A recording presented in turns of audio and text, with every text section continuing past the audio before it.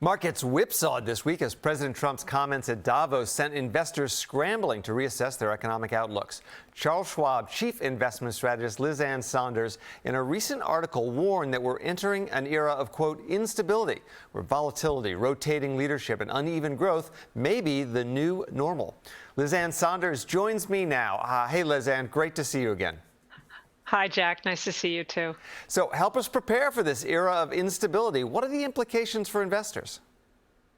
So I think it helps to explain what we're often hearing about the K-shaped nature of the economy, about bifurcations in the equity market and rapid-fire sector rotations. And I think it's just instability is just a better descriptor, I think, than uncertain. The environment's always uncertain, but that almost suggests sort of a linear tracking. We're just waiting for the next data point.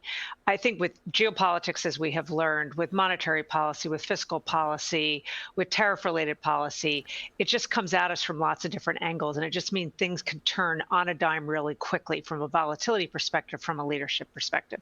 So thank you for that. Speaking of data points, the Fed Open Market Committee meets next week, and even within the Fed, there's instability, you've pointed out. Yes. So what will they be arguing over? What will they be looking at? Well, I don't think the Fed is going to do anything. I think they have put themselves in a timeout akin to what they did about a year ago when they halted, at least temporarily, the easing cycle. I think that's the best bet. But it wouldn't surprise me to see dissents again, possibly in both directions. That's what we saw at the last meeting. And what we're also seeing, which is not going to come in the January FOMC meeting, but every other meeting, we get the updated so-called dots plots. They estimate by all the members as to where they think the Fed funds rate is going to be, the summary of economic projections. And what we're seeing there is just a wider range of expectations. And I think that is something that will continue to be sort of the name of the game this year, is just a wider set of perspectives from the members within the FOMC. Yeah, that dispersion reflects uncertainty and instability. You were one of the first people to predict this concept of rolling recessions, which I think is also part of the same story. Can you tell us, where is the recession now? What's doing well? What's doing not so well? Well, unfortunately, manufacturing, which rolled into its own recession a number of years ago, really hasn't pulled itself out. It's struggling to try to do so. And if we use the ISM manufacturing index as a proxy, still below 50, which is the dividing line between expansion and contraction. But alongside these rolling recessions, we've had rolling expansions.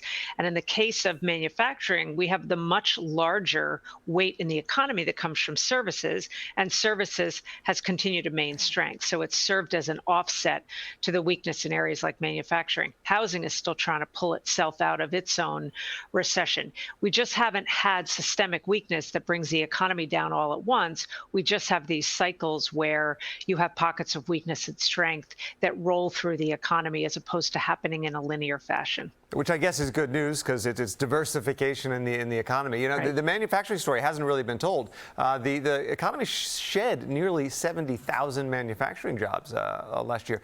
I'm going to ask you to compress a complicated idea into a very short time, which is, through most of our lives, we've seen bond yields falling and stock market basically rising. That story has been upended in the last few years. You've been looking at that and thinking about what might come next. Give us your best guess.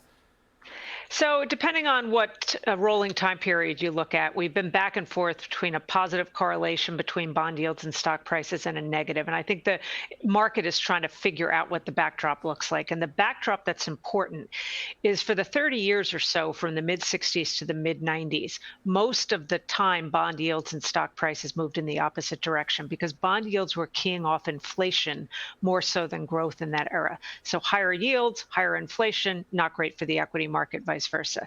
From the mid-90s until the early part of the pandemic, it was the complete opposite, because bond yields were keying off the growth side of the equation. So higher growth, higher bond yields, and higher growth without the attendant grave concerns about inflation, that's sort of nirvana for the equity market. We've been kind of bouncing between those sort of two regimes. And I think if we get to an environment where bond yields are keying off of growth, then we can see that positive correlation. But if inflation becomes a driver of bond yields, that's a little bit trickier background for the equity market.